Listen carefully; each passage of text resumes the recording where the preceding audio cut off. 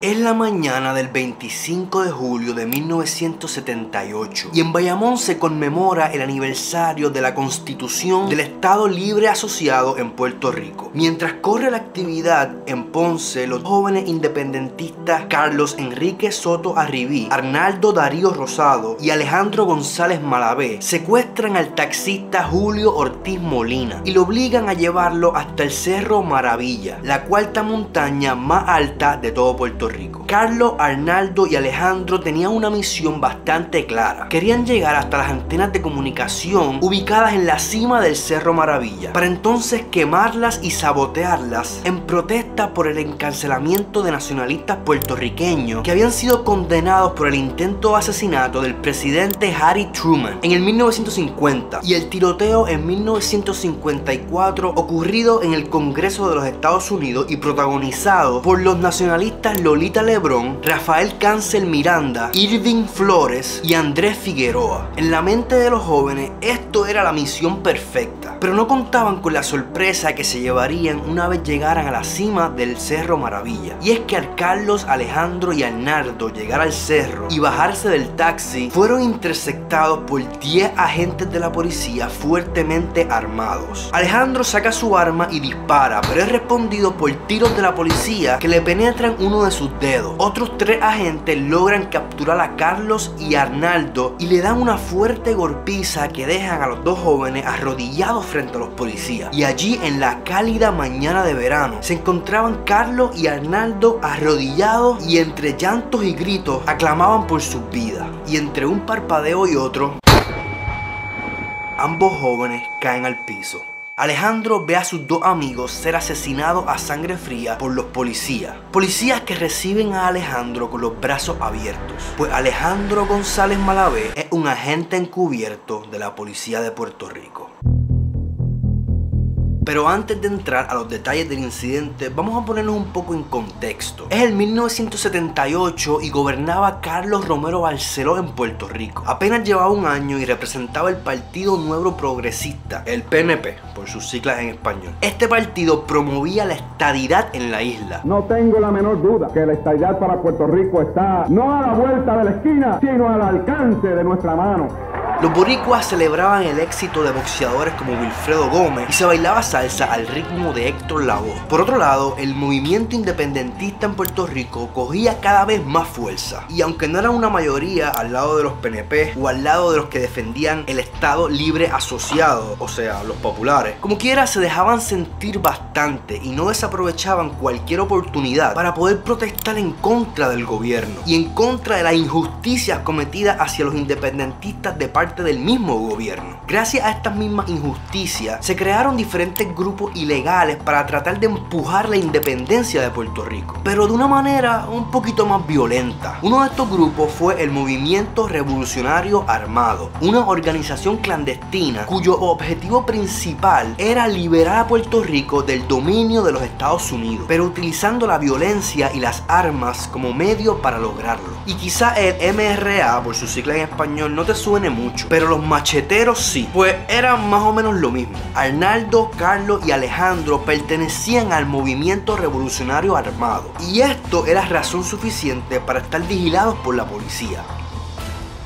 Arnaldo nació el 23 de noviembre de 1953 en el Viejo San Juan. Se casó con la ponceña Ángela Rivera y tuvieron un hijo llamado Manuel Lenín Rosado Rivera. Desde muy joven se identificó con la causa independentista en Puerto Rico y se unió a la Liga Socialista, en la que participó de varias actividades. Su disgusto con el estatus de Puerto Rico era tal que creó un grupo que se llamaba Movimiento Revolucionario Armado, con el fin de impulsar el ideal independentista de manera un poco más violenta y conflictiva. Gracias a este comportamiento, Arnaldo, quien en ese momento tenía 24 años de edad, ya estaba carpeteado por la policía. Y aquí hay que parar porque hace falta explicar un poquito este término. Carpeteo se refiere a una práctica ilegal de vigilancia y de recopilación de información de una persona. Desde los años 40 hasta principios de los años 80, la policía de Puerto Rico y el FBI creaban archivos o carpetas en donde almacenaban información detallada de actividades, relaciones y hasta la vida privada de muchas personas, pero específicamente activistas políticos y defensores de la independencia de Puerto Rico. Realmente las carpetas son parte de una campaña y una política de los gobiernos de Puerto Rico por décadas para reprimir, perseguir y reducir a su mínima expresión al movimiento independentista. Esta información era adquirida en la mayoría de las veces de forma ilegal y sin autorización. Cabe mencionar que este tema del carpeteo es mucho más profundo de como yo lo he resumido aquí, y hay documentación que dice que en Puerto Rico se carpetearon personas por más de 100 años y que fueron más de 100.000 personas las víctimas de estas prácticas ilegales, pero eso merecería un video completo. Lo que deben saber es que Arnaldo, por estar participando de estas actividades, estaba carpeteado por el gobierno y por la policía de Puerto Rico, contrario a Carlos Enrique Soto Arribí, que aunque teniendo 18 años y también siendo parte del movimiento revolucionario armado, todavía no estaba en los ojos de la policía. Carlos era otro joven más que también estaba disgustado con el estatus de Puerto Rico y sus ideales los demostraba también de una manera un poco más violenta. Carlos y Arnaldo, bajo el movimiento revolucionario armado, querían planear un ataque fulminante y directo contra el gobierno actual de Carlos Romero Barceló, pero dicho ataque debería ocurrir de manera perfecta, pues como ya mencionamos, Arnaldo estaba bastante vigilado por la policía. Es por eso que se unen a Alejandro González Malavé, decisión que en un futuro les costaría la vida. Alejandro nace en mayo 20 de 1957 y pocos años después, en el 1973, con tan solo 16 años de edad, fue reclutado como informante de la policía de Puerto Rico, es decir, un agente encubierto. Su posición le prometía seguridad y paga, en cambio a revelar información importante de las diferentes actividades sospechosas que se llevaban a cabo en Puerto Rico por parte de los grupos independentistas. Se le otorgó el apodo de fraile para cuando se comunicara con las oficinas de la policía. Alejandro se infiltró en varios grupos y organizaciones clandestinas, y uno de estos grupos lo fue el Movimiento Revolucionario Armado, encabezado por Arnaldo Darío Rosado, de quien ya hablamos anteriormente. El MRA fue protagonista de varios ataques, como por ejemplo una bomba en el buzón de un correo federal y un ataque a tiros en la residencia del ex gobernador de Puerto Rico, Luis Muñoz Marín, pero ninguno de estos ataques fueron graves o mortales hasta el momento. Es por eso que el grupo MRA necesitaba un ataque grande, algo de gran impacto para poder despertar la conciencia adormecida de un pueblo, algo que estremeciera los medios del país, algo como llegar hasta las torres de comunicación ubicadas en la cima del Cerro Maravilla, sabotearlas y quemarlas, específicamente el día en donde se celebraba el aniversario de la Constitución del Estado Libre Asociado de Puerto Rico. Pero esto era un plan demasiado ambicioso y se les salía de las manos a estos muchachos. Y como dice Obed Betancourt en su escrito El Fraile, y cito: la planificación fue más que insuficiente, fue un acto riesgoso y temerario por falta de recursos, una aventura que mostró demasiada ingenuidad y una confianza excesiva en unas habilidades que aún no desarrollaban con eficiencia, como la básica de escoger con rigurosidad a sus propios miembros. Y este se refería a Alejandro González Malavé, quien siendo un agente encubierto ya le había informado de antemano a la policía sobre los actos planeados por el MRA en el Cerro Maravilla el 25 de julio. No tenían idea de la doble vida que llevaba Alejandro. Es por eso que lo invitan a la supermisión que está a punto de comenzar. En la mañana del martes 25 de julio, Alejandro, Carlos y Arnaldo asaltan y toman de rehén al taxista Julio Ortiz Molina. Alejandro, a mano armada, mueve a Julio del asiento del conductor, apropiándose del guía para conducir el taxi hasta el Cerro Maravilla. Lo que Carlos y Arnaldo no sabían era que para Alejandro estas eran las instrucciones exactas dadas por los policías. Mientras tanto, en el Cerro Maravilla se encuentran esperándolo el agente José Manuel Montañez, junto a 9 agentes de la policía más. El agente Montañez recibe instrucciones de su superior, Ángel Luis Pérez Casilla, quien les dice que en cuanto lleguen los muchachos allá arriba, le disparan dispare un tiro a cada uno de ellos. Y poco después se asoma el taxi por el cerro conducido por Alejandro. En cuanto Carlos, Arnaldo y Alejandro se bajan del taxi, son detenidos por la policía y estos empiezan a darle una golpiza a los muchachos. En medio de la conmoción, Alejandro recibe un disparo en un dedo, pero fue rápidamente atendido por los mismos policías. El sargento Nelson González Pérez, de la División de Investigaciones Especiales, es quien les ordena a los agentes a dispararle a Carlos y Arnaldo, quienes arrodillados en el suelo aclaman a gritos por su vida. Reverón Martínez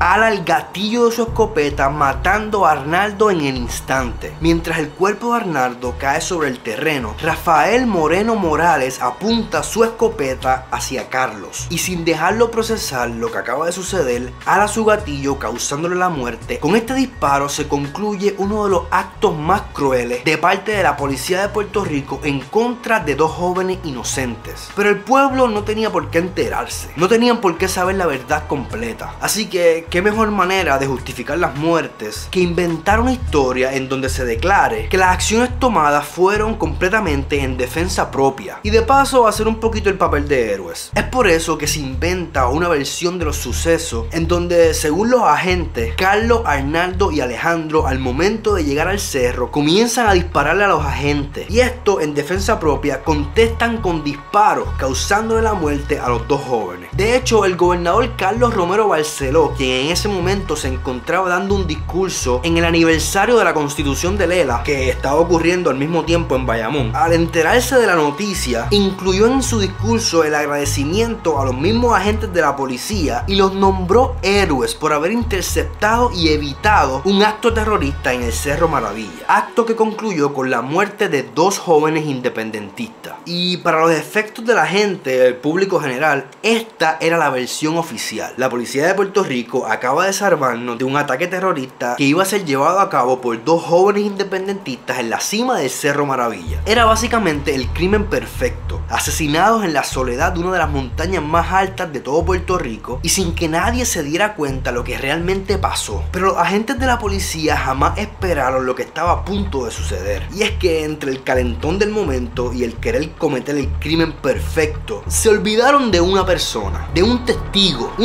que todavía se encontraba allí, escondido en el taxi. Y yo sé que el video está bien interesante y les prometo que se pone mejor, pero les voy a pedir 30 segundos para poder presentarles el auspiciador de este video. Y es que soy nada más y nada menos que yo mismo. Si me sigues desde hace mucho tiempo te vas a dar cuenta que mi contenido ha cambiado bastante. Y es que hacíamos muchas aventuras, vlogs, camping, y eso no va a cambiar. Pero ahora también añadimos este tipo de videos que son como documentales tipo investigativos de muchas cosas interesantes que han pasado en Puerto Rico. Pero les soy honesto, estos videos toman mucho tiempo y mucho trabajo realizar. Así que además de subirlos a YouTube, también los subo en mi cuenta de Patreon. Y lo interesante es que estos videos obviamente son de 20-25 minutos, pero en mi cuenta de Patreon subo los mismos videos con mucha más información adicional. Las referencias que utilicé para hacer los videos, documentación, artículos, libros, entrevistas, fotos, anécdotas de los testigos, o sea, todo lo que yo utilizo para hacer este video, yo se los proveo a ustedes por mi cuenta de Patreon. Ve abajo en la descripción de este video y dale click al link de Patreon, te suscribes a mi Patreon, me estaría ayudando brutal, porque con esos aportes que ustedes me hacen por Patreon es que yo puedo sacar el tiempo para poder investigar estos casos. Y además está decir que los videos que suben por aquí por YouTube suben también por Patreon y a veces hasta una semana de anticipación. Plus que si te haces miembro de mi Patreon puedes escribirme directamente, sugerirme temas, sugerirme videos, investigaciones, lo que tú quieras, y obviamente contesto al momento y mucho más directo. Así que recuerden, suscríbanse a mi Patreon, abajo en la descripción está el link, y no les tomo mucho tiempo, sigamos disfrutando del video. El caso del Cerro Maravilla fue investigado vagamente por el gobierno de Carlos Romero Barceló y el Departamento de Justicia concluyó que las muertes de los jóvenes habían sido en defensa propia, pues según los policías, los jóvenes comenzaron a disparar primero, defendiéndose ellos, los agentes, de la misma manera. A pesar de todas las incongruencias, de las interrogantes y de la falta de evidencia, el caso se cerró y para muchas personas, el gobierno, la policía y Carlos Romero Barceló se habían salido con la suya. Pero existía una persona que, aunque hizo silencio por 2 años, ya estaba listo para hablar y revelaría un pedazo de información crucial para poder abrir nuevamente este caso. Julio Ortiz Molina era el taxista que fue secuestrado por los tres jóvenes y los acompañó hasta la cima del Cerro Maravilla. A principio no se tomó en cuenta nada de su testimonio, pues se le tildaba de ser un chofer de pueblo con poca credibilidad. Pero con el tiempo Julio sentía que no se le había hecho justicia a la muerte de Carlos ni a la muerte de Arnaldo, y estaba seguro que lo que tenía que contar era importante. Pero más importante aún era poder contárselo a alguien que de verdad le creyera y le escuchara, alguien que estuviera dispuesta a llevar esta noticia de vuelta a la atención de los puertorriqueños. Y es por eso que contrata a la periodista más famosa de ese momento, Carmen Jovet. Bueno, este fue el sitio donde, después de yo haber sido asaltado por tres individuos, por sus tres supuestos terroristas, pues aquí fue el sitio donde llegamos y ellos parquearon el carro exactamente aquí donde está ese carro parado. Carmen Jovet se encontraba en un momento crucial en su vida. Estando en el tope de su carrera, Carmen renuncia a su trabajo en la televisión para emprender su propia compañía. Y en ese entonces lo más que ella necesitaba era una buena historia para poder comenzar con el pie derecho. Y es aquí donde Julio se contacta con Carmen y le pide una entrevista para él contar toda su versión de las muertes del Cerro Maravilla. En esta entrevista y con los ojos llorosos, Julio cuenta su versión de los acontecimientos y revela tres detalles que cambiarán el curso de esta investigación. Primero cuenta que mientras él estuvo allí, escuchó dos rondas de disparos. La primera ronda ocurrió casi al instante de los jóvenes haberse bajado del taxi, pero que en esta ocasión nadie resultó herido, con excepción de Alejandro, quien recibió un tiro en el dedo y fue atendido rápidamente por los policías. Segundo, dice que al haber sido retirado de la escena por el agente Jesús Quiñones, ambos jóvenes estaban vivos y desarmados, y que mientras caminaba en dirección contraria a donde estaban ocurriendo los sucesos, escuchó una segunda ronda de tiros. En esta segunda ronda de tiros es donde asesinan a ambos jóvenes. Y por último da uno de los detalles más importantes de esta investigación, y es que dice que él estaba seguro que ni Carlos ni Arnaldo tenían armas de fuego con ellos, y mucho menos materiales explosivos para sabotear o prender en fuego alguna de las antenas. Este detalle es importante porque de aquí nacerán las preguntas necesarias para reabrir este caso nuevamente. Porque si los jóvenes estuvieron desarmados en todo momento, ¿cómo pudieron haber sido ellos los primeros en dispararle a la policía? Y si no tenían materiales explosivos, ¿cómo cumplirían con su intención principal de sabotear las antenas de comunicación? Estos fueron preguntas clave para poder construir una nueva narrativa en donde Carlos y Arnaldo no serían supuestos terroristas y que estas muertes en realidad haya sido un crimen organizado. Esta entrevista de Carmen Jovet a Julio valía oro, pero presentarlas ante un gobernador sospechoso, un gobierno que lo defendía y hacía lo imposible por no acusarlo, y unos medios que le tenían miedo al poder definitivo de Carlos Romero Barceló, era básicamente perder el tiempo. Así que para que esto funcionara y poder reabrir el caso, había que crear una estrategia inteligente. Y esta estrategia funcionó. Pero para poder entender la estrategia tienen que prestarme mucha atención. Así que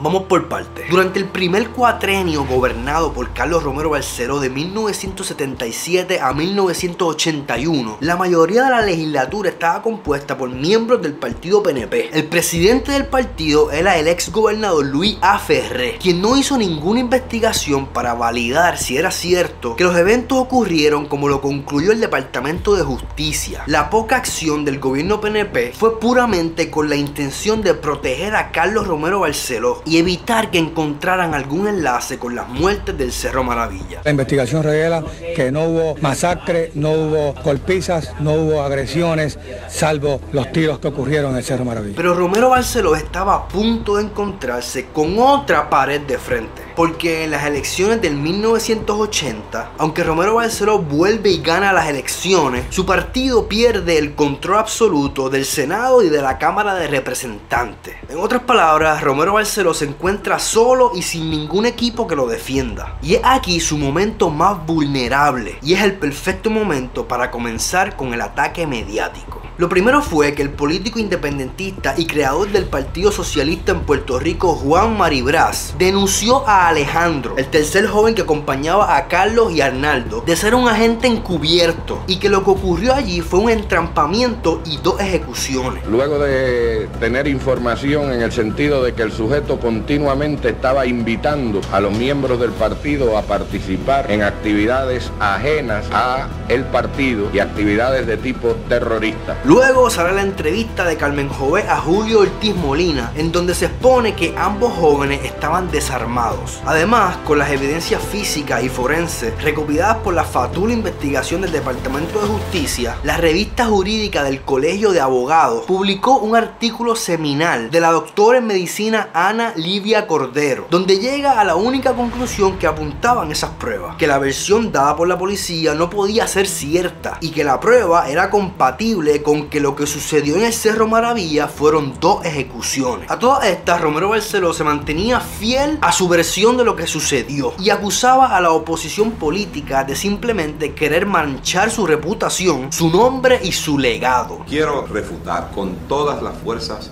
de mi espíritu la mentira y la demagogia que han desatado algunos irresponsables en torno a esta cuestión. Desde julio de 1978, Rafael Hernández Colón, conjuntamente con Juan Maribraz y los líderes del PSP, han tratado de manipular los sucesos del Cerro Maravilla con intención puramente partidista. Pero la opinión pública iba cambiando poco a poco. ¡Carlos Soto Arribí! A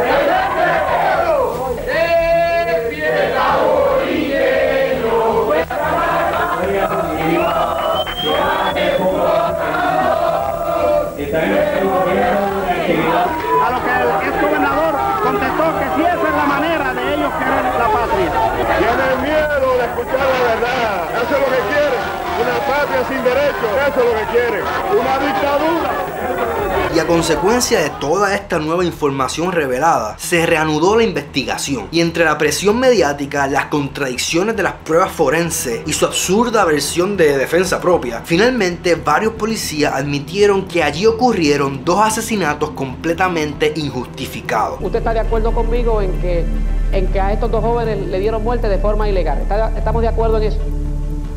O sea, que no había necesidad de haberlos matado. Eso es así. Bien. Carmen Jové logró que pudieran televisar las vistas del caso, un detalle que ayudó a cambiar la percepción de todos los puertorriqueños que seguían el caso. Gracias a que se destapara la verdad, la mayoría de los policías involucrados en la masacre cumplieron cárcel por delitos de perjurio, obstrucción a la justicia y asesinato. Pero como suele ocurrir en este tipo de casos, los autores intelectuales de estos asesinatos nunca fueron acusados. Porque vamos, era obvio que estos policías no habían actuado por ellos mismos. Había evidencia y testigos que decían que la orden había venido de superiores y de personas con más poder. Porque desde siempre la misión fue bastante clara: que aquellos jóvenes no bajaran con vida del Cerro Maravilla. Pero todo lo que has escuchado hasta el momento en este video es la historia contada desde el punto de vista de una persona cuya única fuente de información era lo que los medios de comunicación presentaban en ese momento, con sus dudas, con sus incongruencias, con sus faltas de evidencia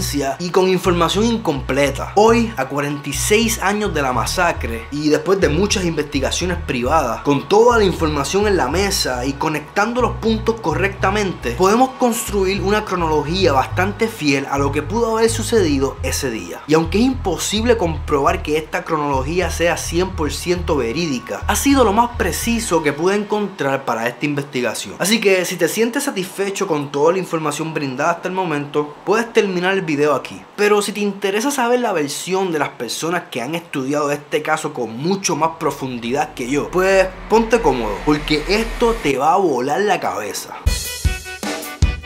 El martes 25 de julio de 1978, mientras gobernaba Carlos Romero Barceló, al agente encubierto Alejandro González Malavé se le da la orden de asegurar que los 2 jóvenes independentistas, Carlos Soto Arribí y Arnaldo Darío Rosado, llegaran hasta la cima del Cerro Maravilla. La intención de los jóvenes era sabotear las antenas de comunicación para leer un manifiesto sobre la causa independentista, y es por eso que van desarmados y sin ningún tipo de explosivo. Por otra parte, Alejandro sí estaba armado. Y es así que secuestran a Julio Ortiz Molina, el taxista que los acompaña hasta el cerro. Allí, Carlos y Arnaldo son emboscados y asesinados por agentes de la policía de Puerto Rico. Sin embargo, la policía informó que ambos jóvenes murieron mientras resistían su arresto, luego de un intercambio de tiros comenzado por los mismos jóvenes. Intercambio de tiros que en realidad nunca pasó, con excepción de un tiro que le cogió el dedo de Alejandro. Carlos Romero Barceló, mientras daba un discurso en una actividad en Bayamón, recibe un papel con el mensaje "Misión cumplida". Rápidamente se dirige al pueblo de Puerto Rico y anuncia que la policía ha interceptado y evitado un ataque terrorista que iba a ser llevado en el Cerro Maravilla. Los policías, por hoy,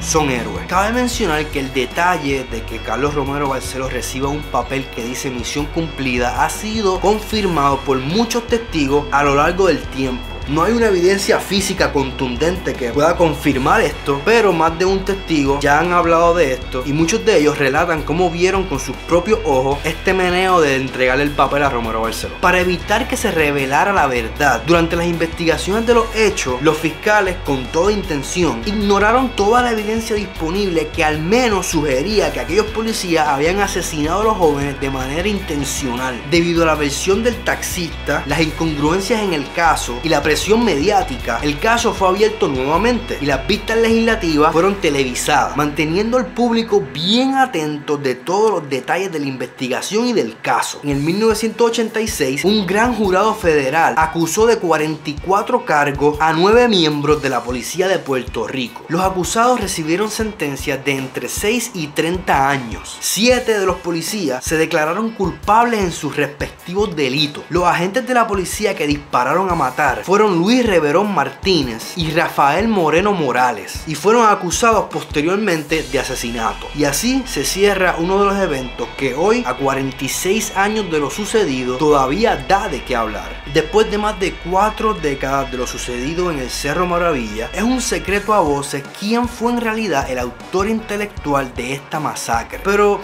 ya ni vale la pena mencionarlo, ni siquiera está vivo con nosotros. Y no me quiero meter en problemas, pero tú y yo sabemos de quién estamos hablando. Pero lo cierto es que no todos los que tuvieron que ver con este caso cumplieron por sus crímenes. Y aunque no tengo pruebas, tampoco tengo dudas de que más de una persona se salió con la suya en este caso. Y muchos se preguntarán qué pasó con Alejandro, el amigo que traicionó a Carlos y Arnaldo, el mismo que fue recibido por la policía con brazos abiertos después de la masacre, el mismo que siempre fue un agente encubierto y sabía exactamente lo que pasaría ese día. Pues Alejandro fue juzgado, pero fue absuelto de todos los casos.